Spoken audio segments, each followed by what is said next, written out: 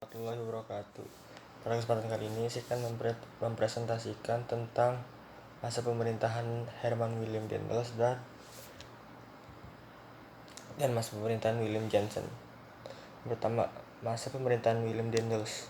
Masa pemerintahan Herman Willem Daendels ini dikenal sebagai gubernur jenderal yang memerintah di wilayah kepulauan Indonesia dari tahun 1808 hingga 1811. Sebagai seorang pemimpin, tugas utama Daendels adalah untuk mempertahankan wilayah Jawa agar jangan sampai dikuasai oleh Inggris. Rakyat Indonesia menderita ketika masa pemerintahan Daendels. Maka dari itu, sebagai generasi penerus bangsa, kita harus menjaga kemerdekaan ini agar tidak sampai lepas dari genggaman Indonesia. Rakyat Indonesia menderita ketika masa pemerintahan Daendels.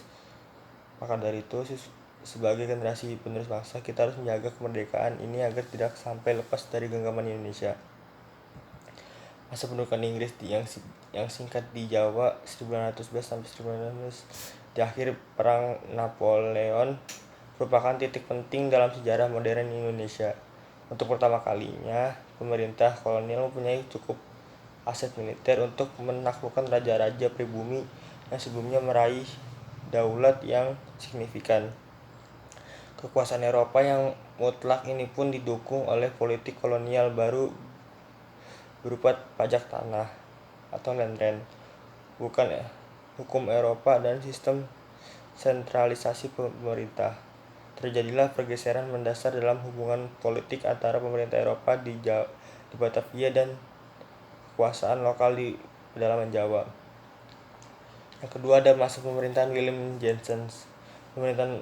Masa pemerintahan Willem Jansen di Hindia Belanda Indonesia, yaitu dimulai pada tanggal 15 Mei 1811 sampai 18 September 1811. Sebelum memerintah Hindia Belanda, Jansen menjabat sebagai gubernur jenderal di Tanjung Harapan atau Afrika Selatan pada tahun 1802 sampai 1806. Ia memulai masa jabatannya dalam kondisi genting.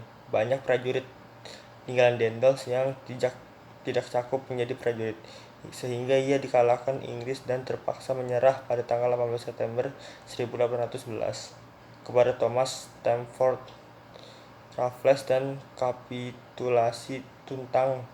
Karena masa pemerintahnya yang sangat singkat ini, dapat dikatakan bahwa ia tidak meninggalkan apa-apa. Ia seolah-olah hanya ditugaskan untuk menjaga bendera Prancis yang berkibar di Hindia Belanda selama 6 bulan. Sekian presentasi dari saya. Wassalamualaikum warahmatullahi wabarakatuh.